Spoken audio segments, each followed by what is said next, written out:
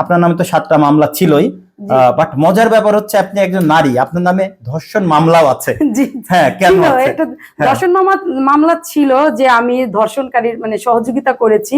তো পরবর্তীতে তো এটার কোনো সত্যতা ছিল না, কোনো ওই যে গায়ের উপর বোঝা চাপিয়ে দেওয়া হয় যেটা জোর করে আর কি। হাসিনা সরকার সবই পেরেছিলেন, ওনার লোকজন দিয়ে এমন কোনো অকাম কুকাম করার নাই যে যেটা জনগণের পক্ষে উনি কোনো কাজই করার নাই।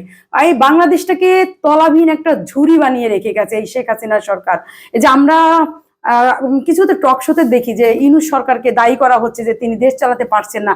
আসলে একটা তলাবিহীন ঝুড়ি থেকে দেশটাকে আবার নতুন করে সাজানো গোছানো, সেটা সিনেমাতে সম্ভব যে দ্রুত দেশ গোছানো, বাস্তবে কিন্তু বিএনপির নেত্রী বা কর্মী হিসেবে কি আপনি পরিচয় দিতে চান কিনা?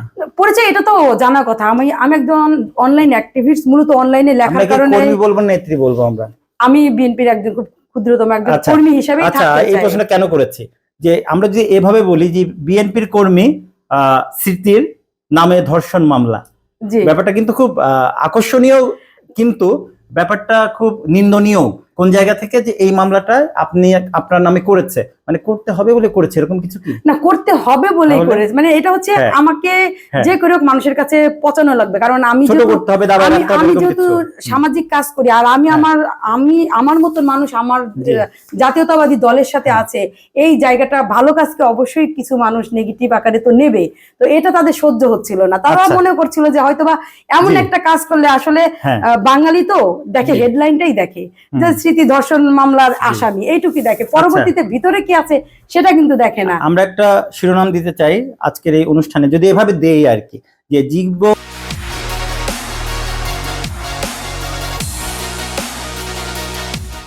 যেখানে থেমে যেতে পারতো রক্তকন্যার লড়াই। তো আপনি যে লড়াই করেছেন, এই লড়াই কি আসলে থেমে যাওয়ার কোনো সুযোগ ছিল? থেমে যাওয়ার অবশ্যই সুযোগ ছিল, আমার জন্য না। আমি নিজের জন্য কখনো বাঁচছি না, আমি আমার দেশের জন্য, দেশের মানুষের জন্য বাঁচি, আমি এটা এখনো মনে প্রাণে বিশ্বাস করি। আমি লাস্ট যখন বৈষম্য বিরোধী ছাত্র আন্দোলনে রাজবাড়িতে কিন্তু আমি 1 নম্বর আসামি, আমি কিন্তু লিড দিয়ে, বাচ্চাদের লিড দিয়ে কিন্তু বৈষম্য বিরোধী ছাত্র আন্দোলন করাই, এবং কবে বেরোবো তার কিন্তু নিশ্চয়তা ছিল না।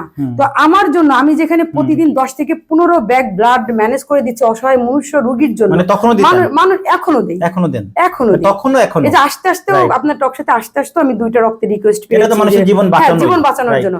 তা আমি মনে করি যে আমার কারণে যদি আপনার জীবনের হানি হয়, সেখানে আমার বেঁচে থাকা আর মরে যাওয়া সমান কথা। বুঝতে পেরেছি যে আপনি বেঁচে থাকলে আপনি তো মানুষের জন্য কাজ করতে পারবেন। আমি মানুষের জন্য কাজ করছি, আর যাদের রক্ত লাগে তারা জানে যে রক্তের ভ্যালু কত। হ্যাঁ, এইটাই মানুষের জন্য, যারা যতদিন না আপনার প্রয়োজন হবে ততদিন আপনি নিজেও বুঝবেন না। আচ্ছা, আমরা একদম শেষ করে ফেলি, আপনার কাছে যদি লাস্ট কোশ্চেন করি যে আপনি দেশকে কিভাবে দেখতে চান? আমি দেশকে সুন্দর সমৃদ্ধ বাংলাদেশ দেখতে চাই, যেখানে এই যে মানুষ বলে না যে হিন্দুবাদীরা বা খ্রিস্টান, এটা যা আমরা চাই, আমরা বাঙালি, আমরা বাংলাদেশি, আমরা বাংলাদেশের হয়েই মানুষের জন্য এক কাতারে কাজ করতে চাই। আমাদের সামনে থেকে কেউ না খেয়ে আছে আর আমরা ভুড়ি ভুড়ি খাচ্ছি, আমরা বড় লোক হচ্ছি বা আরো বড় লোক হচ্ছি, মানুষেরটা মেরে খাচ্ছি, একদম সমতল চাই। যেটা পসিবল হবে কিনা জানি না, কিন্তু মানুষের চাওয়ার তো শেষ নাই, আমার চাওয়া এটাই। শুধু দর্শক, আজকের মতো তাজবীর সজীব শুনতে চাই অনুষ্ঠানটা শেষ করছি। কথা হচ্ছিল স্মৃতি আপুর সাথে। উনি যেটা বললেন, উনি রক্ত নিয়ে কাজ করেন, উনি অনেক বেশি কষ্টের মধ্যে দিয়ে গেছেন, সেই গল্পগুলো শুনলাম। এবং ওনার আশা যে আমরা যেন সমতা পাই, সবাই যেন থাকি দুধে ভাতে, সবাই যেন ভালো থাকি। আমি খাবো, আরেকজন খাবে না, কেউ খাবে কেউ খাবে না, তা হবে না, তা হবে না, এটাই আমাদের মর্ম কথা হোক। দর্শক ভালো থাকবেন।